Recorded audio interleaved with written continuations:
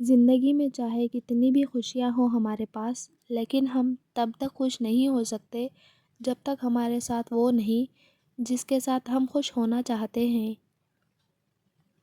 کسی کو اس کی ذات اور لباس کی وجہ سے حقیر نہ سمجھنا، کیونکہ تمہیں دینے والا اور اسے دینے والا ایک اللہ ہی ہے۔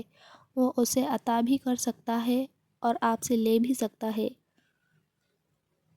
یاد رکھو، جب تم پر کوئی مشکل آ جائے تو کسی کا احسان نہ لو، کیونکہ مصیبت 4 دن کی ہوتی ہے اور احسان زندگی بھر کا ہوتا ہے۔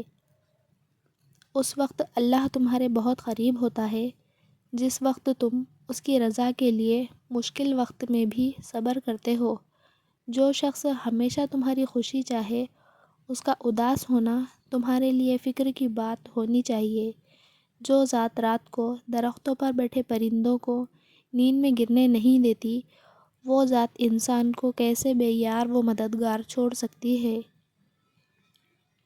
ہمیشہ دعا مانگتے رہا کرو، کیونکہ دعا کبھی رد نہیں ہوتی، یا تو قبول ہوتی ہے، یا آخرت کے لیے ذخیرہ ہو جاتی ہے، یا مصیبت کو ٹال دیتی ہے۔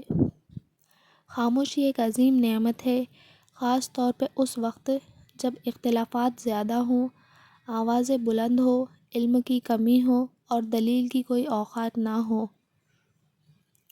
صرف ایک ایسی محبت ہے جس میں طعنہ نہیں، الزام نہیں، رسوائی نہیں، شرمندگی نہیں، بے سکونی نہیں، وہ ہے اللہ کی محبت۔ زندگی اس طرح بسر کرو کہ دیکھنے والے تمہارے درد کے بجائے تمہارے صبر پہ رشک کرے۔ اللہ جب راضی ہوتا ہے تو سب سے پہلے سجدے کی توفیق دیتا ہے، پھر چاہے وہ سجدہ خوشی کا ہو یا غم کا۔ رشتے خون کے نہیں، احساس کے ہوتے ہیں۔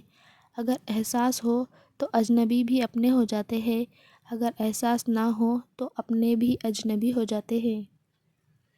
کسی کو تم دل سے چاہو اور وہ تمہاری قدر نہ کرے تو یہ اس کی بدقسمتی ہے، تمہاری نہیں۔